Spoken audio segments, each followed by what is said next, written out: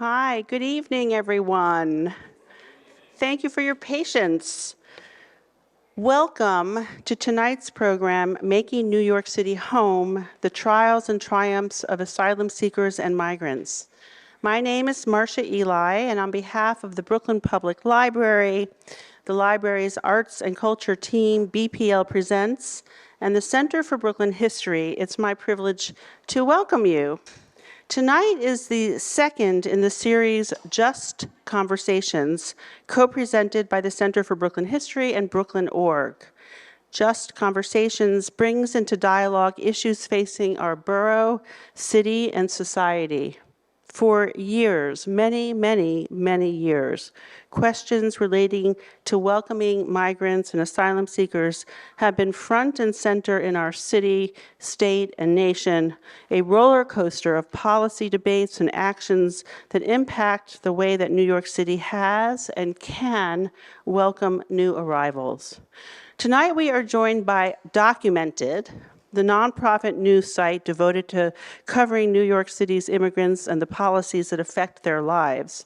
We're also joined by City Council member Alexa Avilés, chair of the Committee on Immigration, and Ivana Musa, a recent migrant who will share her own experience. I'm so very grateful to the Documented team for being partners from the beginning and for helping to shape tonight into a meaningful experience.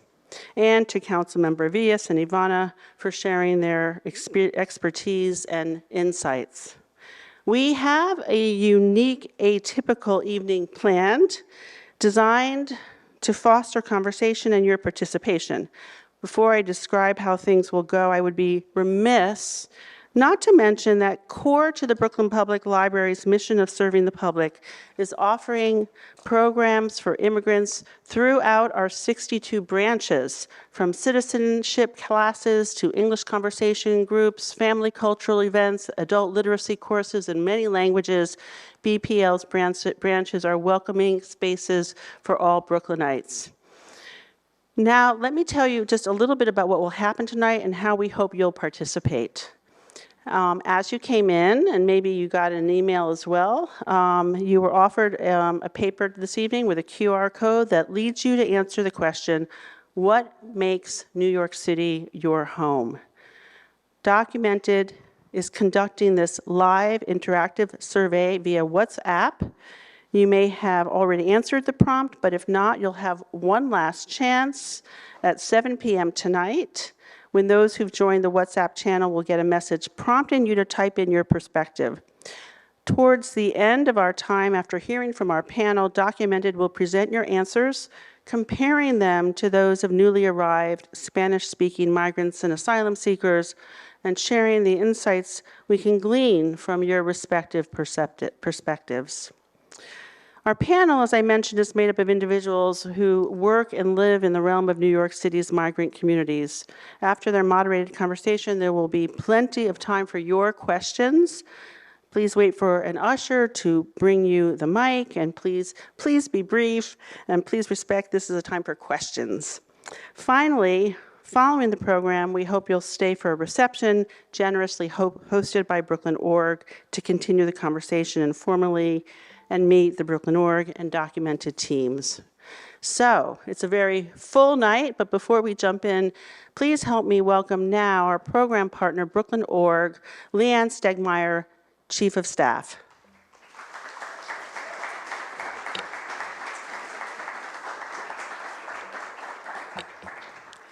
Thank you, Marcia, and thanks to the entire Center for Brooklyn History team. We are so grateful and honored to be in partnership with you for this Just Conversations series, elevating critical issues of racial, social, and economic justice through the stories and insights of Brooklyn changemakers and nonprofits.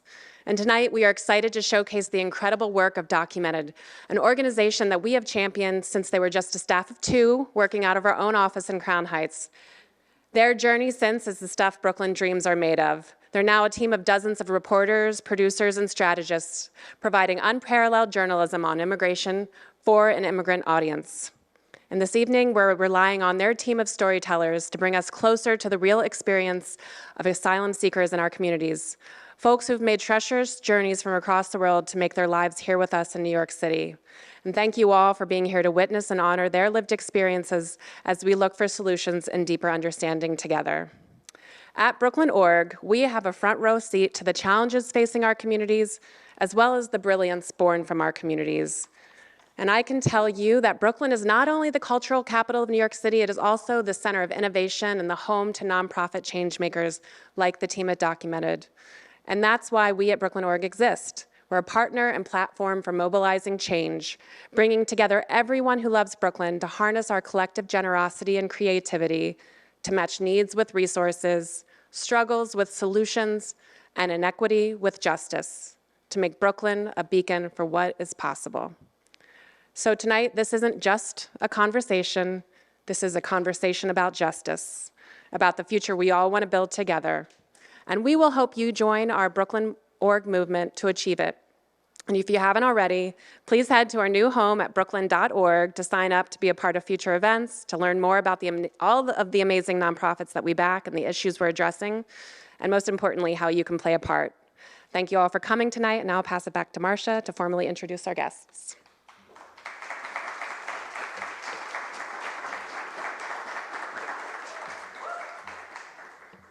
Thank you, Leanne.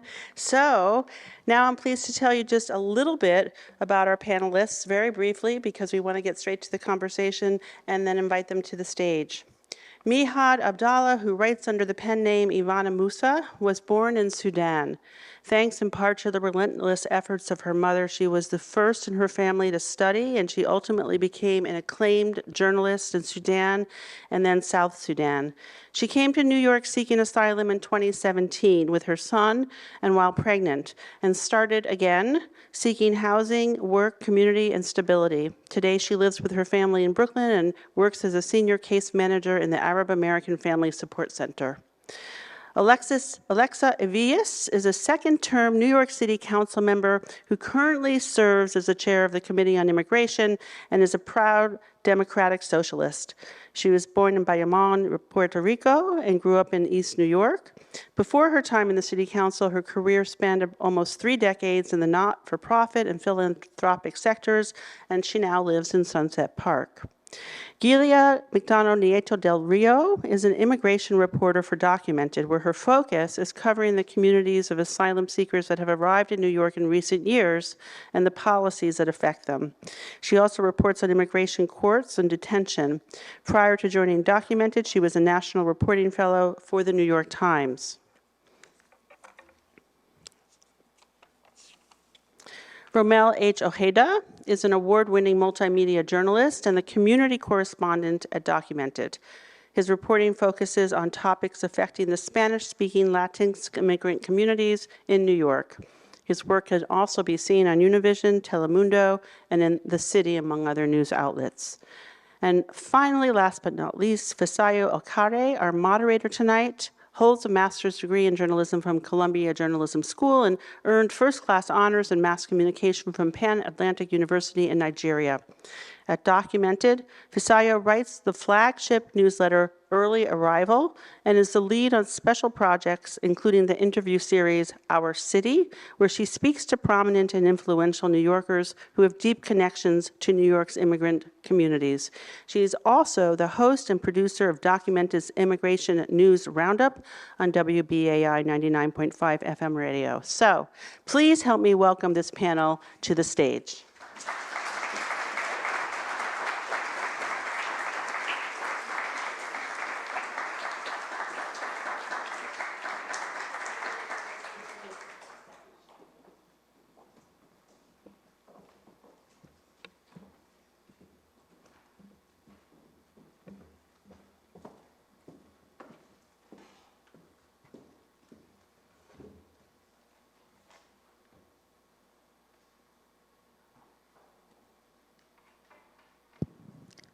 Thank you so much, Marcia, for the warm welcome, and Leanne as well. Thank you so much for the warm welcome, and thank you so much, everyone, for coming. I would like to thank Brooklyn.org, the Center for Brooklyn History, and the Brooklyn Public Library for organizing this event and providing us with this space. And I would also like to say a big welcome to Documented's board, our advisory committee, and our friends who are here today with us. At Documented, I am the newsletter writer. If you're subscribed to Early Arrival, you must have heard my voice, but this is my real voice. Today, we have a very diverse panel. I'm Nigerian. Councilmember Alexa Avilés she was born in Puerto Rico. Ivana, whose name is also Mihad, was born in Sudan. Giulia has an Irish and Mexican background. And Rommel was born in Ecuador and moved to the US when he was 10 years old. And so United Nations is shaking right now because we're very, we are very familiar with the issues that we're going to be speaking about today. I'm going to give a brief synopsis so I can bring everyone up to speed with what we're going to be talking about today. Nearly 200,000 migrants have arrived in New York City since the spring of 2022. They come from different places: Latin America, the Caribbean, Africa, and beyond. Every migrant and asylum seeker has their own way of joining here to seek asylum. So it differs. I once spoke to an Eritrean asylum seeker who traveled from Eritrea to Sudan, Egypt, then Ecuador. From Ecuador, he crossed through 8 countries before getting into the US through California. Some people walk on foot for a period of days through some countries in Central America, cars in some, fly by air in others, and then travel by sea until they get to Mexico, where they are often detained before finally being able to seek asylum in the US. When they finally get to the US, they still encounter major challenges,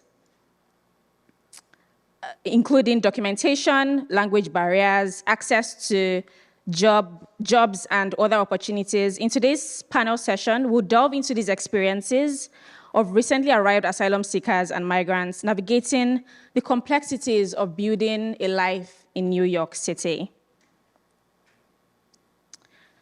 I'm going to begin with Mihad. You came to New York seeking asylum in 2017 with your son, and while pregnant too. Can you tell us about this journey? How and why did you come to the US? What are the top few challenges you encountered here in New York City during your first months? I've heard Mihad's story personally, and it's a tough story to hear, but she also tends to say it in a very hilarious way. I'm looking forward to hearing your story as you share it with all of us tonight. Thank you very much. I really appreciate and I'm happy to share my experience. My name is Ivana Musa, Mihad Abdallah. They call me Ivana Musa. It's my nickname.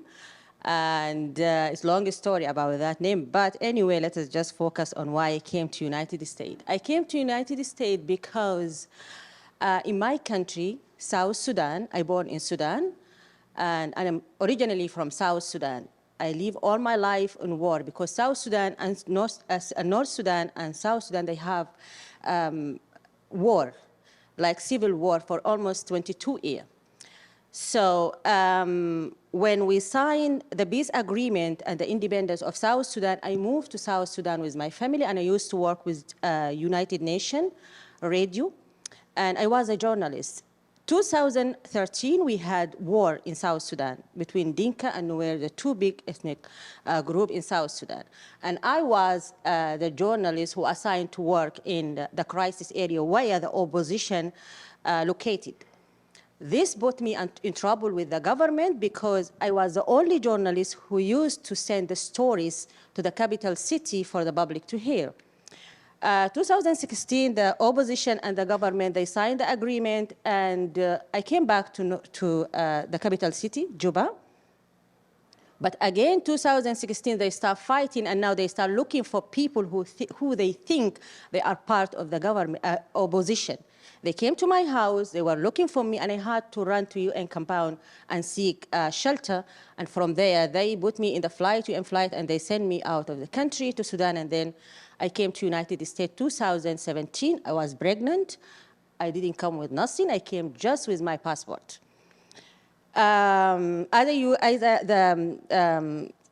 Fisayo, she told you, I used to be a very famous journalist for 15 years. I have everything, but suddenly I find myself, I don't have nothing. I have to run for my life and for the baby in my stomach. I arrived to New York I was bleeding because it was long journey, 15-hour travel. I was bleeding. My feet was swelling. I had to run to, I don't know nobody here. I don't have no family. I don't have no money. I have to go to Harlem Hospital. I just look it up and I found Harlem Hospital. I went to Harlem Hospital. After they see me, the social worker, she asked me, where you live? I said, I don't have place to stay. So she sent me to Bath in Bronx, in Grand Concourse, 51st Street. I told them my story. Of course, you have to see the whole day. I told them my story. They sent me to the shelter. I was grateful because at least I have place to stay. The shelter, it was the 5th floor. I was pregnant. There is no food. I cannot eat everything because I came from different country.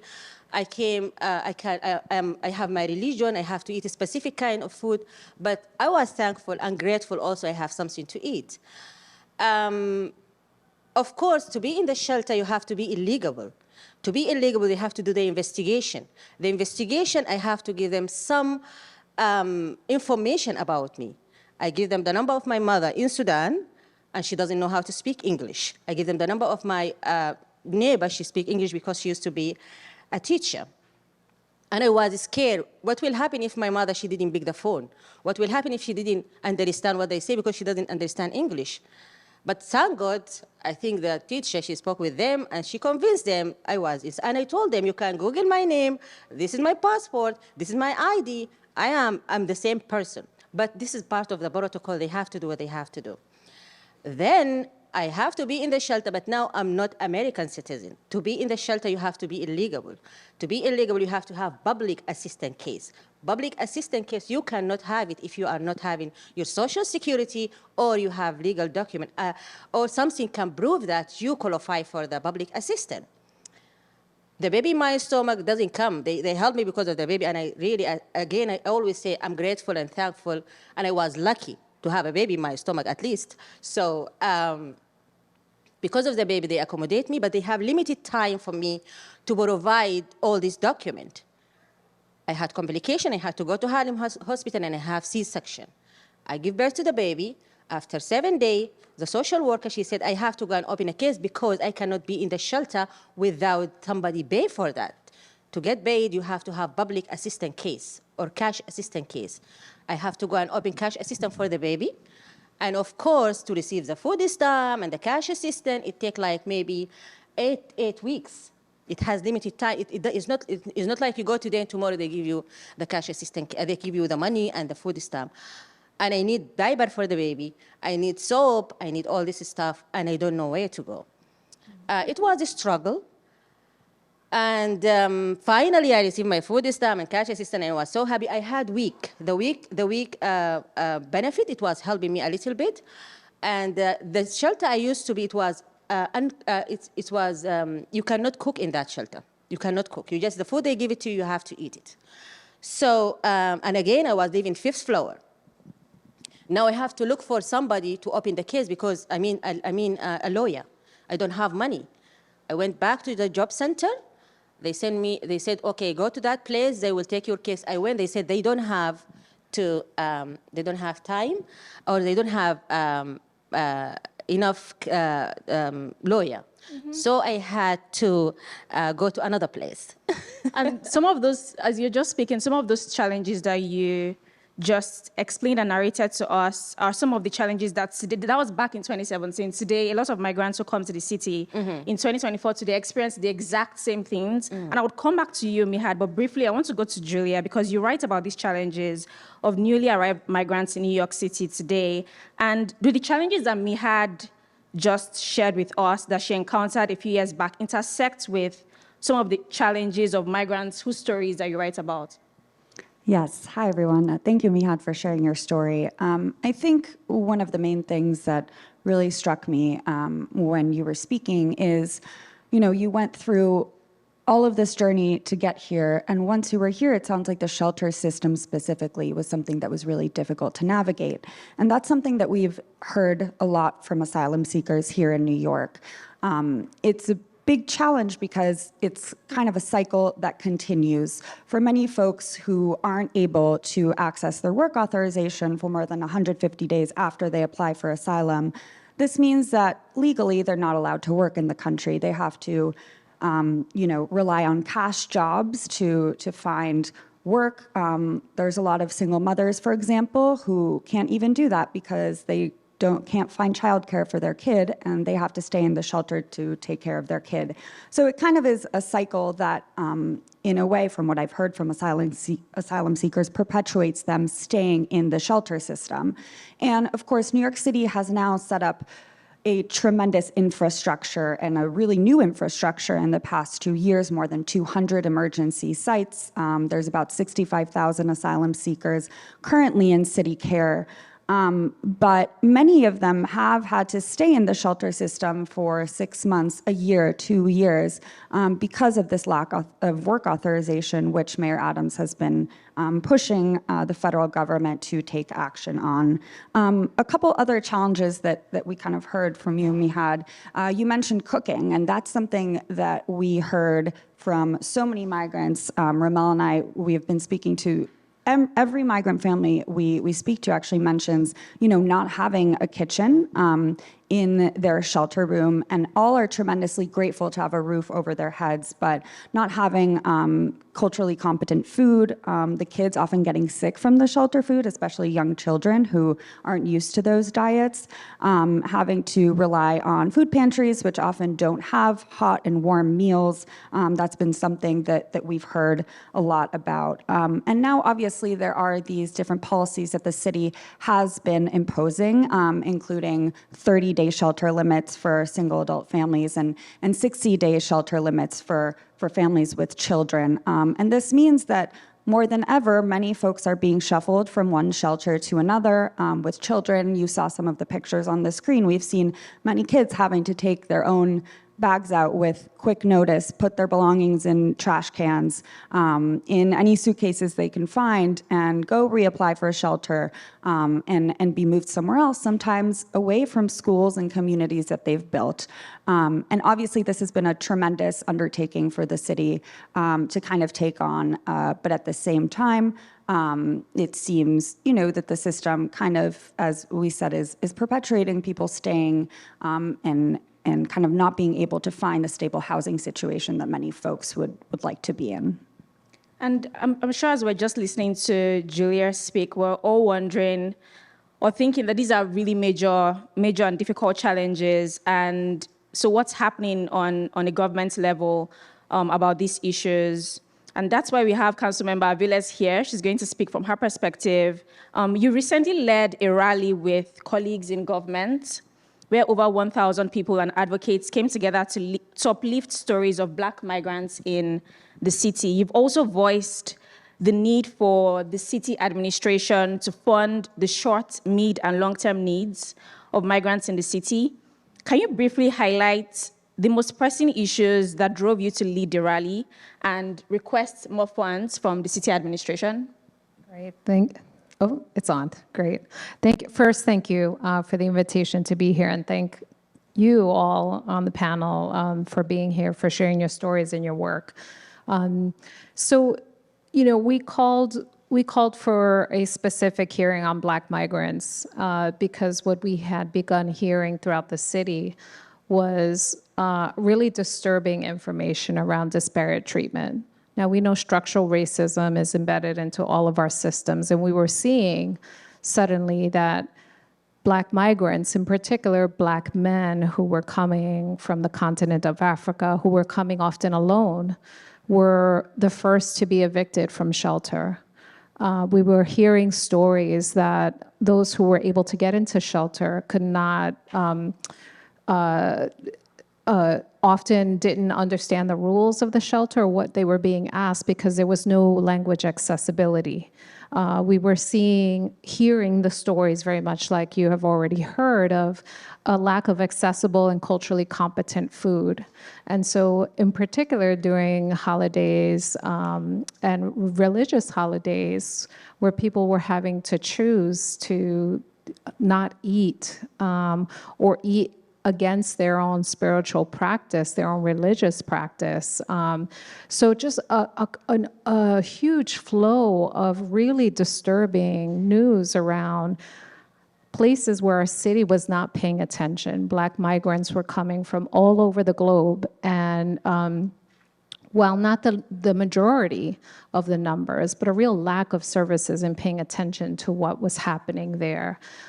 So we thought it was really important to make sure that we highlight these stories, right? So that our systems understand that there are disconnects. And while we are doing this incredible job, and we are an immigrant city who have been welcoming immigrants for our entire existence, that we had to pay special attention to certain communities to make sure we could meet them where they were. And if fundamentally, the continent of Africa has so many languages, if we cannot do the bare minimum of being able to let folks know where they are and how to navigate this monstrosity of a city, all that investment in supporting people kind of goes down the drain. So we just really wanted to highlight the need for language accessibility.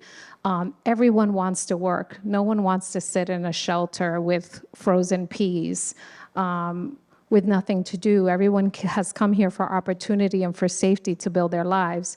So how do we help folks get onto that journey, on that path, and do it in a way that people can understand? So language accessibility, a connection of services, and highlighting where there were structural problems. Structural racism was showing up in this system, and it needed to be addressed. And that's why we had that hearing. Thank you so much for going into that in-depthly.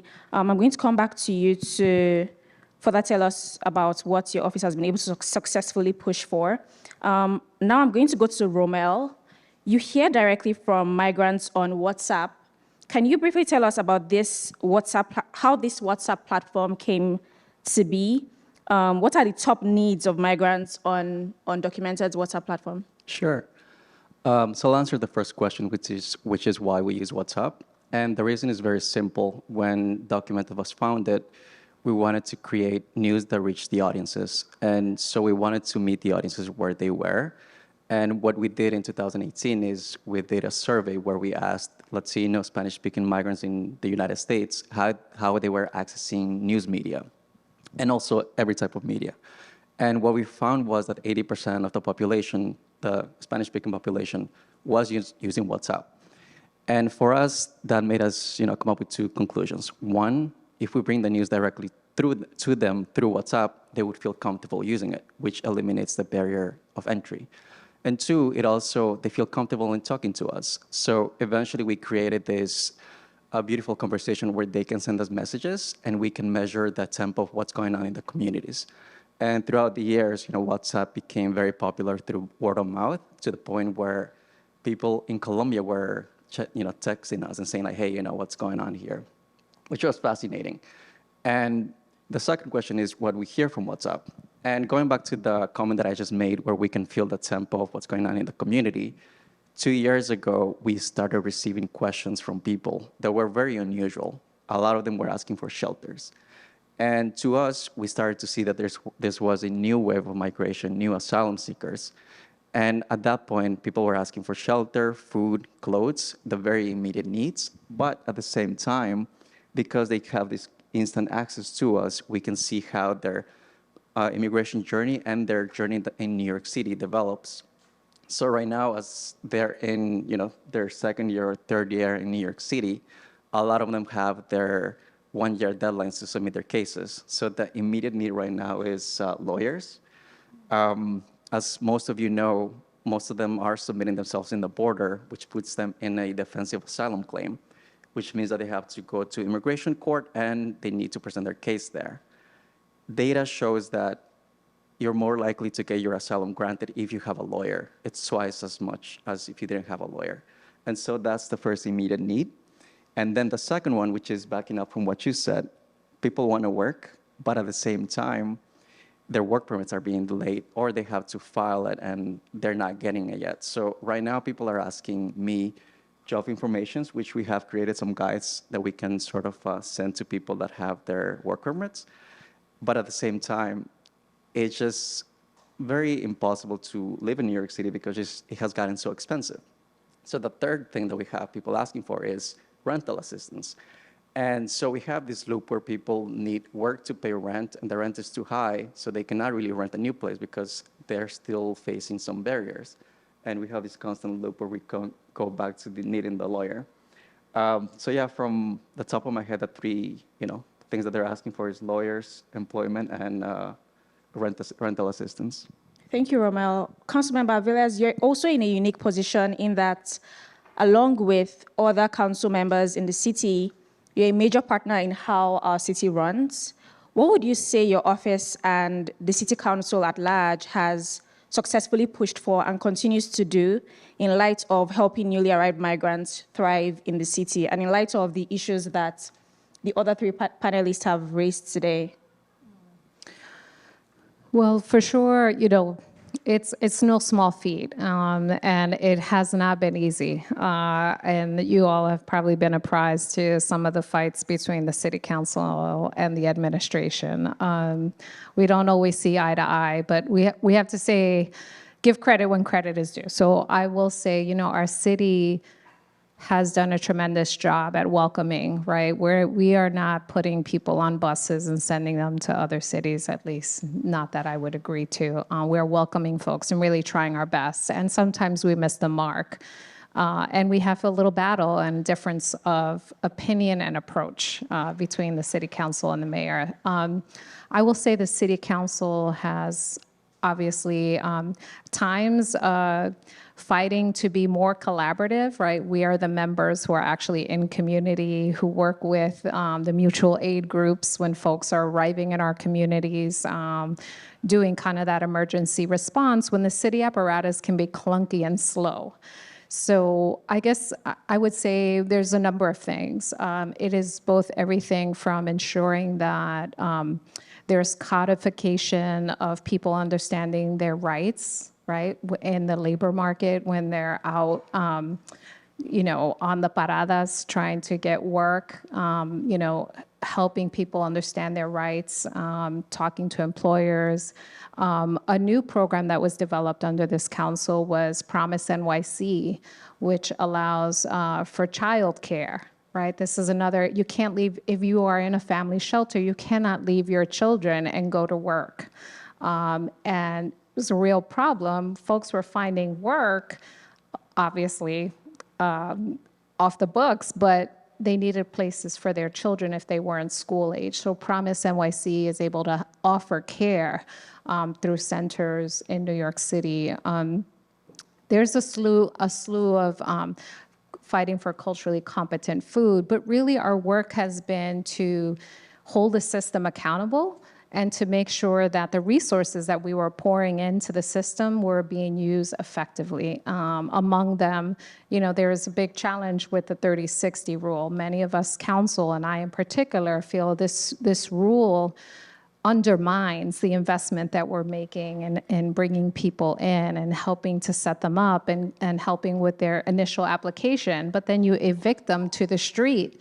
People don't disappear, right? They live in subways and in parks. And if we want to stabilize a community and support them on their journey, when you give folks tools, they end up being able to do great.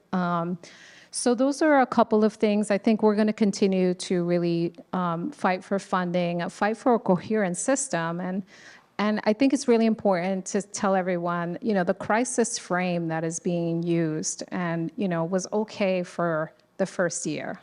We are a city, we will always have migration, and given the patterns of the world, migration will continue to happen for a number of reasons, both things we are directly responsible for and other things we may not be directly responsible for. So last I will say is we want to position a proactive policy agenda, understanding that this is part of who we are as a city, and not be in this crisis response mode that is unaccountable and quite frankly makes not the best decisions, both fiscally and policy-wise. So that's really the pivot we are really trying to get this city as a whole to do.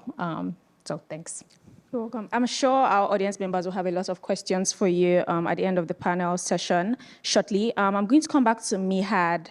Looking back on your journey, what would you say were the top factors that were critical to your survival during your first year in NYC. And now that you work a case management job, how would you give advice about the most critical aspects of helping asylum seekers and migrants navigate a new life in New York City today? Yeah, thank you very much. Okay, as I said before, it was not easy, and as I mentioned, to get a job is not something like you can get it in New York City when you come. And even when you apply as asylum seeker, you have to spend like 6 months to get the work authorization. And thank God I got the job as case manager with Arab American Family Support Center. And of course, we receive many immigrants, and some of them with the children, some of them undocumented, some of them, they don't know what to do. My advice to them, always when you, especially when you meet women with children, they always, you find them, they lose hope, they lost hope. They don't know what to do. They feel like it is too much for me to take it. I have children, and I'm in shelter, and I don't know how we will. Now they have shelter for asylum seeker if you don't have even a document for immigrant women with children. So what I will do for them, normally I refer them and I ask them to be patient, because it is not easy, but it's possible. It is not easy, but it's possible. Again, I learned from my job, not every application you will get your work document after 6 months, like VAWA self-petition. If you have a victim of domestic violence and she's undocumented to apply for VAWA self-petition, it takes years for her to get her document to work, because they have to give her the social security and the work authorization after they approve the case. And the case, sometimes it takes 5, 6 years. And can you imagine somebody will be in the shelter for 5, 6 years? Some of them, they lose hope. But I always tell them that just look at my experience and just be patient. There is always a way to do your things. And you are in America, is a land of opportunity. I direct them for the food pantry. And before, when I was here in the shelter, I didn't know there is diaper banks, but now I know there is diaper banks. I Google everywhere. I send them. Sometimes I go by myself to get the stuff for it, because some of them, they don't even have the patience to go to anywhere, because they lost hope. They feel like, how long I will be here? For how long I will be in the shelter? Will they come and kick me tomorrow from here? Where am I supposed to go with my child? I don't have a job. Nobody wants to hire me. They do the job sometimes, as you said, by illegal way, but this is not the way you do your things. It is difficult, but it is possible. I always tell them it is difficult, but it's possible. And I learned from my experience, you take every chance you get. They send you the place, you go. Don't feel tired, don't feel ashamed. When I came here, I feel ashamed to go to ask for food. I came from a place where I used to have my name, I used to have my wealth, I used to have my cars, I used to have my houses. Now in the country, I don't have nothing. But again, I stay humble because I want to survive. I always tell them, survive. When you survive, you can do everything. So this is my advice to the asylum seeker, and especially the women and children, because when they men also, they face a lot of problems, especially men. I have one of my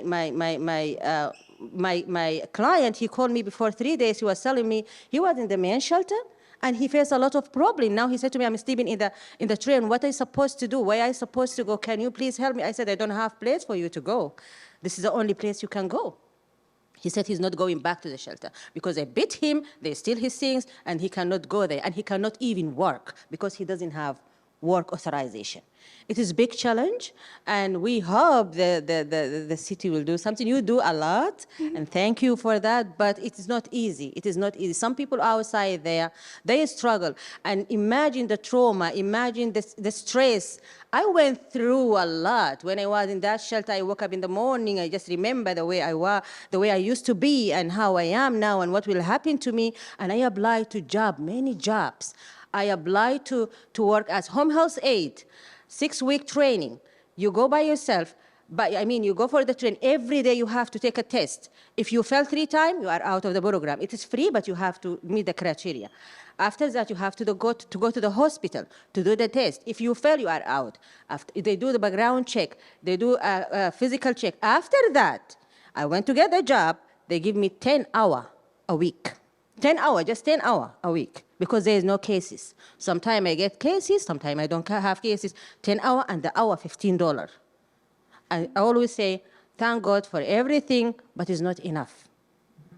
After 4 years, after all this experience, 4 years, struggling from here to find a job, thank God, through an organization called Aborly Global, I get a job as senior manager. And at the beginning, they didn't take me. I was collapsed when they said to me that we took another candidate. It was like, God, what am I supposed to do? If this is my end, what happened? What I'm doing wrong? I have bachelor's degree from my country. I have 15-year experience with United Nations. I have my name. If you Google it, you'll find it. But there is no way for a job. What I did wrong? Sometimes I spend, so I have children. I have 2 children. They are little. They need to go to the bar. I cannot buy ice cream for them. I buy ice cream with a food stamp, and I buy the cone, and we go with the ice cream to the bar so they can eat the ice cream because they cannot buy the ice cream from the truck. I don't have money. I don't have it. My children, I used to go to thrift shop to get from them the clothes, and it's not my problem alone. There's many people outside there. They go through this, and again, the food stamp doesn't pay for your soap, doesn't pay for your laundry, doesn't pay. You have to work, and some people, they don't have work authorization. They don't know what to do. Thank you so much, Ivana, for narrating those challenges. I think I'm going to come to the audience now shortly, but I want to briefly go to Rommel, because you also hear directly in real time, because you always speak in real time with thousands of asylum seekers who are asking for resources and information on WhatsApp. Can you share some stories of migrants who, despite these challenges that Ivana just went in-depthly into, are making the most of their new life here by securing jobs, immersing themselves in communities, and exploring free activities here in the city? Yeah, there is this asylum seeker named Ricardo that comes to mind, and his wife Mariana. One of the cool things that I like about them is that they were looking for free activities to do in New York City. And during the winter, they went to Central Park, and there's this statue of Simon Bolivar, who is, a general from Venezuela. And they took photos in front of it, and they were sharing those photos with their families in Venezuela. Then the next day, they went to the Bronx, they went to some museums, and every time they were trying to find free things to do. And their friends in Venezuela kept asking them, like, hey, do you have a lot of money that you keep going to these places?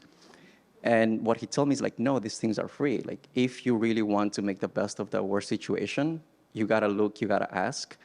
And that was very eye-opening for me, because in my newsroom, I used to be like Debbie Downer, which had like, a lot of sad stories. So every time, I came across these beautiful comments, I would tell my newsroom like, hey, I have a happy story today, because these stories really stand out amongst everything that we hear in the news, which tend to be negative sometimes, right? It's true, but it is negative at the same time. And other things too is people, finding new communities. I think one of the beautiful things that has been showing up lately is that migrants who have been here, for 10 years, they have been stepping up to provide the resources and the information that they used when they got here too. And they've been sharing that knowledge by sending it to me, like saying, hey, when I got here, this organization gave me food. Perhaps they are still doing the work. So I think the sense of community really shines, and for me, people helping one another has been fantastic. Thanks. And Giulia, in 2023, you wrote a story about the one-year anniversary of migrants in the city, those who came in 2022. And most recently, you also wrote a story about how Afghan asylum seekers have come to rely on a network of local Afghan community-based organizations to navigate a lack of culturally competent services across the city's shelter system. Can you tell us about how migrants have relied on each other, kind volunteers, and nonprofits in the city to provide a sense of security and safety? Yeah, thank you for that question. I think something that we all know is that there are people from all over the world in New York. And so that, from what we've heard from asylum seekers, has been a huge sense of support. In the specific instance of Afghan asylum seekers, there's hundreds of Afghan asylum seekers who were not able to leave after the Taliban took over in 2021 through other methods like humanitarian parole, and had to actually make their way to South America, up to the border, and turn themselves in once they crossed the border.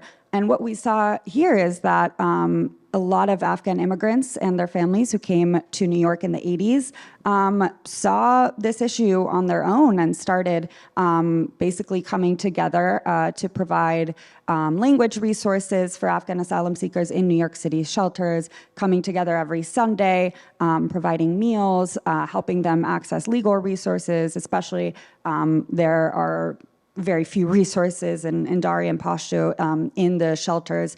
So that was kind of it's a tough situation, particularly for these asylum seekers, but a beautiful way, like Rommel has said, that other immigrants in New York came together to help this particular group. And we see this with folks from Latin America, from West Africa. I'm sure you all have seen recently many of the migrants selling food and candy in the subways. We recently did a story on a group of social workers who came from Ecuador and other countries when they were younger, and they took it upon themselves in a volunteer manner to go find some of these migrant families selling candy in the subways and actually connect them to the resources that many of these families didn't even know were available for them. So yeah, I think that's been also kind of a joyful part of this reporting experience, is to see how other immigrant New Yorkers have stepped up to help new asylum seekers. I'm sure we've all learned so much from the panel members today, and one thing we have in common is our journalists, and we have a council member amongst us, and we all like to share information, accurate information, so you're in good company. I hope you guys have very insightful and critical questions for each and every one of us. And now we're going to begin by passing the mic around so you can ask the questions.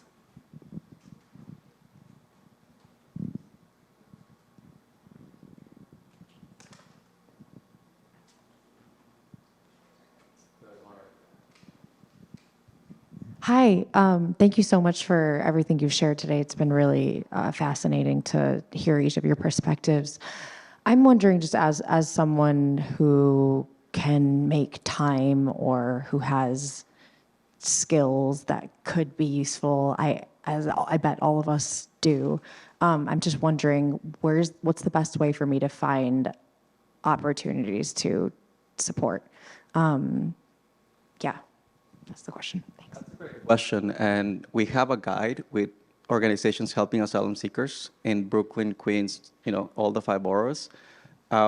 We can send it over, and they need volunteers who have different types of skills, and who also just want to pitch in, certain experiences that they have. So we'll be happy to send that over.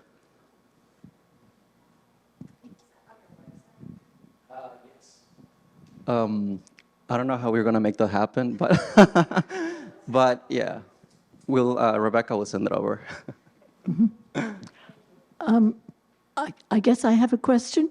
I've noticed, I've been working mostly in the East Village with the African migrants and the ones that were at the St. Bridget reticketing center. And my question, I'm curious how you feel about the fact that it has been said that many migrants come and they have established communities in the city that can support them. But these West African migrants are a little different in the respect that they don't have very strongly rooted communities in the city. Can you comment, would you say that's true? And also, is that something that maybe makes their path a little more difficult, perhaps? Thank you for that question. I think that with the recent kind of high arrivals of migrants that we've had in the past 2 years now, that's been one of the reasons that I've seen that the city has had to open so many emergency shelter sites. And when we speak to these migrants, many of them don't have any family or friends in the area, maybe a distant cousin or, something like that, but not anywhere where they could really stay for extended periods of time.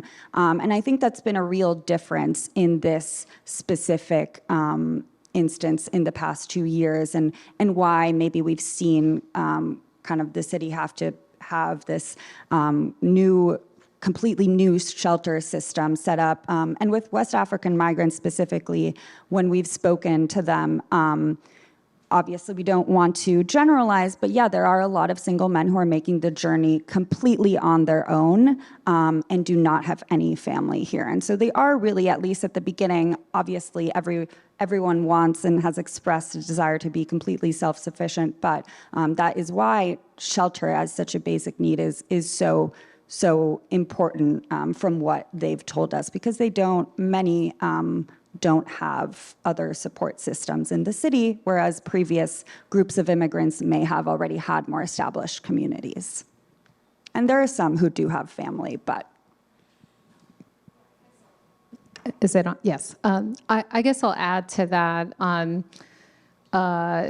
What we're seeing, absolutely agree with everything that was just said. What we're seeing with the West African migrants, the male young men in particular, is, if you think about the evolution of migrant communities here, while it's a smaller portion, right, Latino communities have been in New York City for a good number of years, right? So their nonprofit ecosystem of organizational supports is much more mature. So while we've had, we have a vibrant Liberian community among many other communities, they're still emergent, right? And so they don't have that kind of institutional growth that maybe you see with some of the Spanish-speaking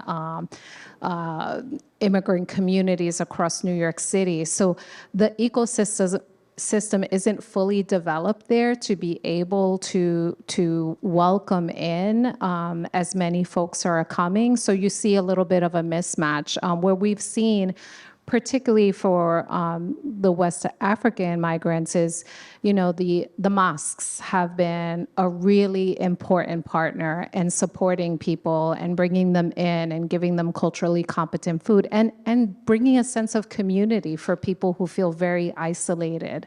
And unfortunately, also seeing huge numbers of young men who have the number 30,000 on their wrists. They're like, well, I'm never going to get a bed.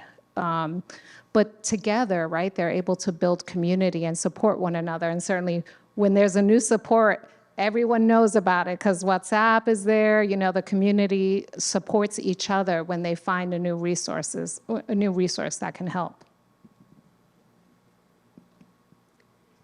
Thank you all so much for sharing your experiences. My question is for Council Member Avilés. I was hoping you could share with us some of the things we've kind of figured out over the last 2 years related to the migrant crisis that we've been able to improve, and maybe some hopes about where we might be a year from now to, give us some more hope. Thank you. There's always hope, because this is New York City. We're resilient, we're amazing, and communities figure it out always. So I'm forever hopeful. While the work is hard and challenging, you will always find an optimistic viewpoint here. So I will say, over this year, obviously, we're still learning. Actually, tomorrow I will have a hearing on asylum seekers and workforce and the whole system that we have set up. Where are the gaps? Where are the challenges? Obviously, this whole system is very much dependent on a system we don't have a whole lot of control of, the federal government and the immigration system itself. Nevertheless, I think what I was hoping to point out earlier was that we are needing to plan forward, right? How do we set up stabilized systems to help stabilize people for the long haul? And we're negotiating that. 30 days does not stabilize. It can meet an emergency need, but it won't stabilize a family or an individual who's new to a country, who doesn't have the language, who has no support system to find their footing. So we're a little bit arguing about what that correct pathway is, but we do have a robust network. We have an incredible amount of legal service providers, but as was noted earlier, it is definitely almost the number one thing that people need. You get caught in this kind of legal hurricane. So we're continuing to try to build that system, make sure children are connected to schools. Schools have been incredible throughout these past 2 years, really bringing families in and doing what they do. So I guess I'm not entirely answering your question as directly as would I'd be satisfied with, but I will say that we have learned a lot. We've learned that you can't be in emergency mode. You have to be thoughtful and really accept the truth of the matter is that we will be receiving folks. And we have to figure out a system that is responsive to both the community that is receiving, right? So like instead of, I'll give you an example, it just drives me crazy. We were giving contracts to companies in Texas to provide food when the state of Texas was putting people on buses without their own permission. Food that was absolutely culturally inappropriate, that was pretty awful. When we could have been supporting local economies to provide culturally competent, nutritious food that would support a local community and support people to eat, food that they would want. So I think we've learned a lot, but government is a slow learner. But we'll continue to push for all these systems that we know make sense and stop doing the knee-jerk reaction, which I think undermines a lot of what we do. When an egregious situation comes up, we pivot and we throw out all our lessons. So we're big advocate of let's learn our lessons and let's build what we have, because we're in this situation. We've learned a lot from the patterns of migration, right? From all the immigrants that have been here and said, this didn't work for us. We've improved because of that. And so we just need to keep building on a system that we believe in and our kind of human obligation to one another to be, a compassionate society that receives people with dignity.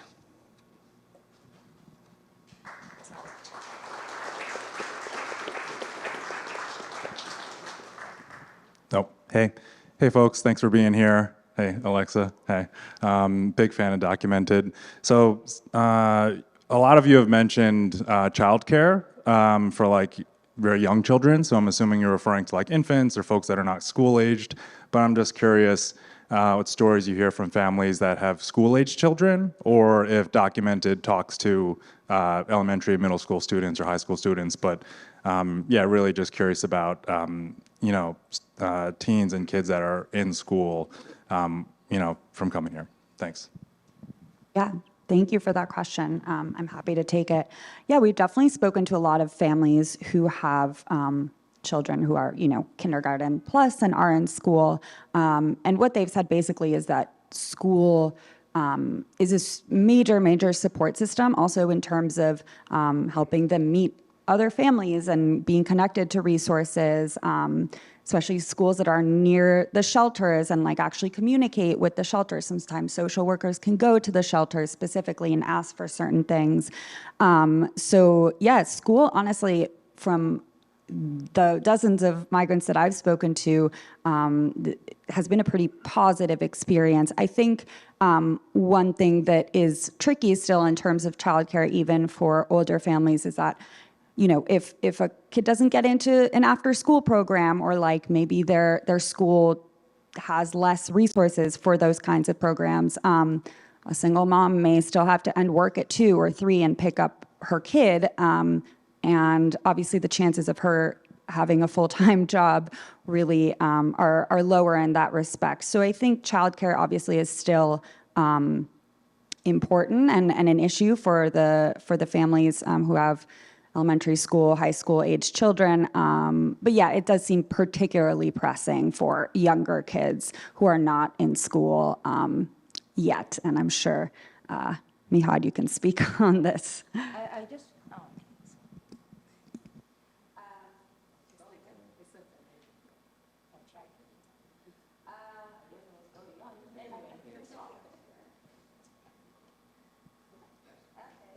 Oh, okay. So, thank you.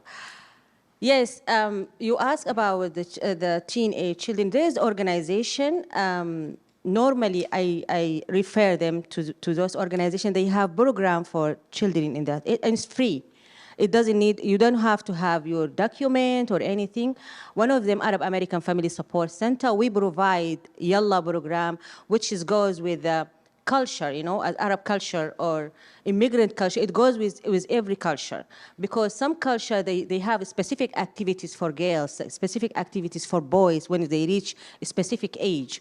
So there's many organizations you can refer, or you can direct the immigrant family to go and engage their children on that with those organizations, and they help.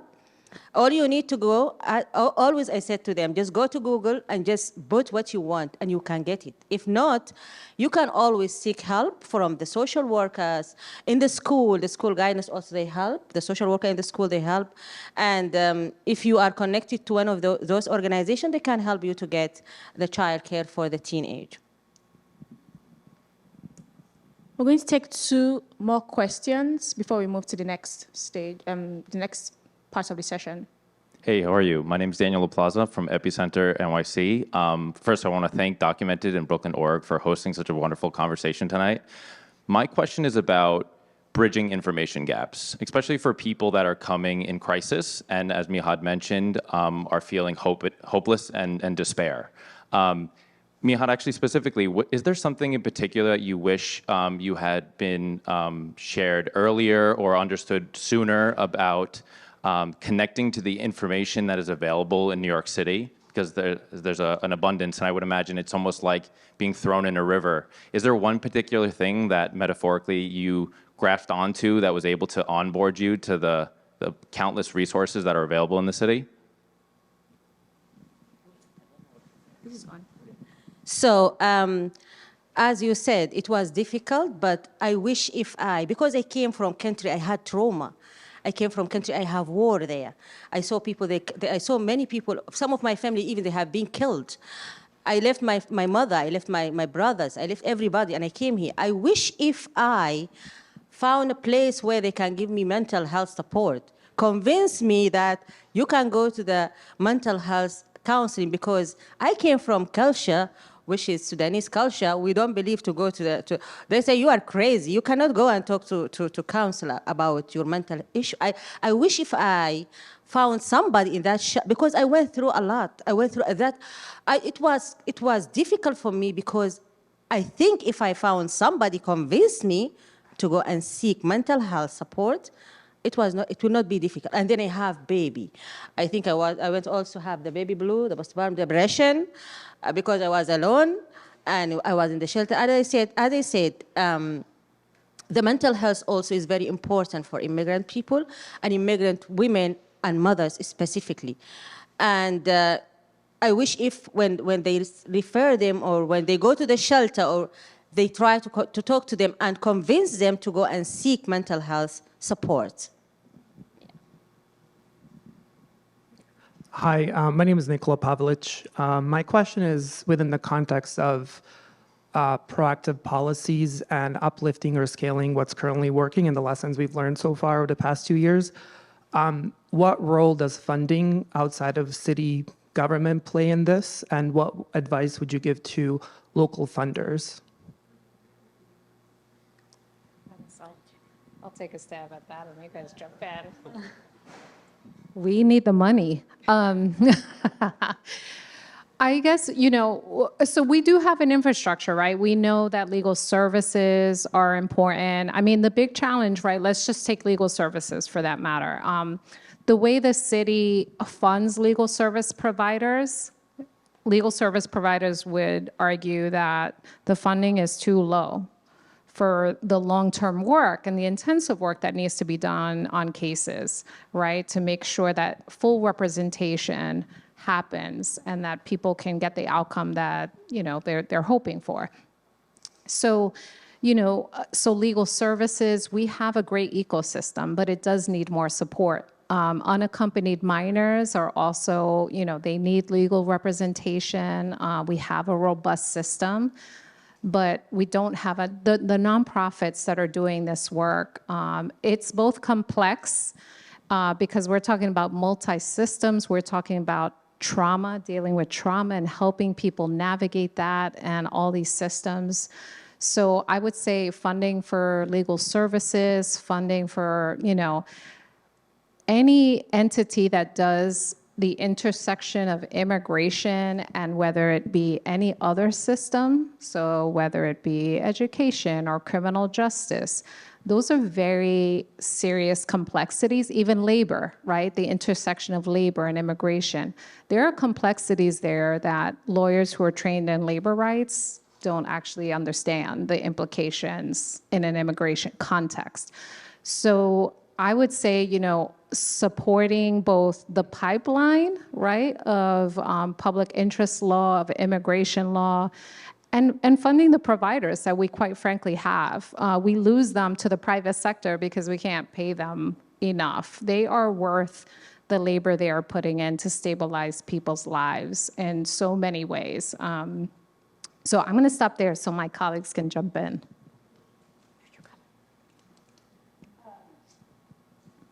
And I think, something outside of city funding, I think anyone who has watched, Mayor Adams speak on the issue has heard the administration over and over ask for more federal funding. And I think something like $800 million through FEMA has been allocated to several states to help respond to the migrant crisis. About $150 million of that recently went to New York, but I think, many elected officials are constantly pushing for more federal funding.